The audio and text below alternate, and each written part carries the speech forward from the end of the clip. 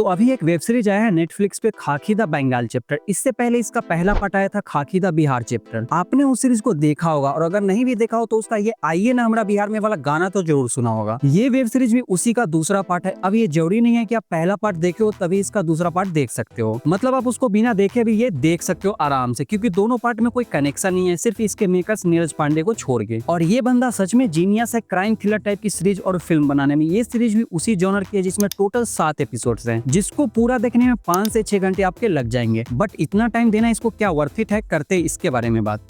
तो कहानी है वेस्ट बंगाल की, जहां 20s के टाइम पे एक गैंगस्टर शंकर बरुआ उर्फ बागा, जो वहां के एक पॉलिटिकल पार्टी की सपोर्ट की वजह से पूरे शहर को परेशान करके रखा है। मतलब बंगाल में कोई भी क्राइम हो उसके पीछे ये बंदा जरूर होता है। और उसके दो खास लोग हैं, रंजीत और सागोर। दोनों एक दूसरे के जिगरी होते हैं, पर एक टाइम के बाद एक दूसरे के कट्टर दुश्मन हो जाते हैं। अब ये कैसे और क्यों हुआ ये आप सीरीज देखना समझ जाओगे। इस पूरे सीरीज की कहानी बेसिकली इन्हीं दो लोगों के आसपास घूमती है और बीच बीच में पॉलिटिक्स और पुलिस इन्वेस्टिगेशन वगैरह चलते रहता है। अब देखो, आपको एक मोटा मोटा आइडिया लग गया होगा कि सीरीज किस थीम पे होने वाला है। अच्छी बात यह है कि कहानी सिंपल होने के बावजूद भी हुक करके रखती है। कहीं भी वो ऐसा ढीला नहीं पड़ता, कहानी वो अपने पेस पे चलती रहती है, जो अच्छी बात है इस सीरीज की। जहां बात करें परफॉर्मेंस की, तो सभी ने बहुत ही तगड़ा वाला काम किया है। सीरीज में काफी सारे कैरेक्टर्स और सब अपने कैरेक्टर्स में घुसा हुआ है। मतलब परफॉर्मेंस वाइज कहीं भी आपको कमी नहीं दिखेगी, हो ना हो ज्यादा ही दिखे पर कम नहीं दिखेगा। अब जैसा कि सीरीज में बहुत सारे कैरेक्टर्स और कोई एक ऐसा एक हीरो या एक विलन टाइप सीरीज नहीं है ये, जिसकी वजह से कहीं कहीं वो बाकी कैरेक्टर्स को स्क्रीन टाइम देने की वजह से लगता है कि सीरीज अपने मेन प्लॉट से हट रहा है। तो ये चीज थोड़ा एडजस्ट करना पड़ता है। सीरीज बस कुछ देर लगाती है अपने आप को सेट करने में, मतलब अपने पहले ही एपिसोड में वो काफी सारी चीजें बता देती है। इसके बाद से 4th एपिसोड तक कहानी ऑलमोस्ट उसी तरह से चलती है, पर फिर 5वें एपिसोड से कहानी चेंज होने लगती है। सीरीज की सबसे अच्छी चीज है कि इसके हर एपिसोड में कुछ न कुछ ट्विस्ट आते ही रहता है, जिसकी वजह से आप आराम से एक बार में इसको खत्म कर दोगे। मतलब 5-6 घंटे निकल जाएंगे आराम से, वो बोरियत कहीं फील नहीं होगा। और यही जादू है इसके मेकर्स नीरज पांडे के पास। वो जिस तरह से सारी चीजों को मिक्स करके प्रेजेंट किया गया वो बढ़िया लग रहा है। अब देखो, सीरीज में कुछ ऐसा एडल्ट सीन नहीं है, हाँ गाली गलौज है कहीं कहीं और वायलेंस भी है अच्छा खासा। तो अगर आप कंफर्टेबल हो इन चीजों से तभी फैमिली के साथ देखना। बाकी बहुत जगह जो कैरेक्टर्स के बीच में कन्वर्सेशन होता है वो बंगाली में होता है, जिसकी वजह से जो बंगाली नहीं समझते हैं उनको सबटाइटल का हेल्प लेना पड़ेगा। अब देखो, इसका जो क्लाइमेक्स सीन है वो सब्जेक्टिव है, किसी को पसंद आ सकता है तो किसी को नहीं भी आ सकता है। मैं अगर अपना बताऊं तो मुझे ठीक ठीक लगा। मतलब जैसे कहानी को एंड किया गया है वो मुझे थोड़ा अधूरा जैसा लग रहा है। बाकी देखो, ये सीरीज उन व्यूअर्स के लिए परफेक्ट है जो क्राइम थ्रिलर और पॉलिटिकल ड्रामास पसंद करते हैं। स्ट्रॉन्ग परफॉर्मेंस और इंगेजिंग स्टोरी लाइन के साथ ये सीरीज एक बार जरूर देखने लायक है। बाकी अगर आपने देखा है तो बताना कि आपको कैसा लगा, और कहीं अगर ये वीडियो पसंद आए तो फिर लाइक और सब्सक्राइब कीजिएगा। तो अब आपसे मिलते हैं नेक्स्ट वीडियो में। Till then take care, bye bye.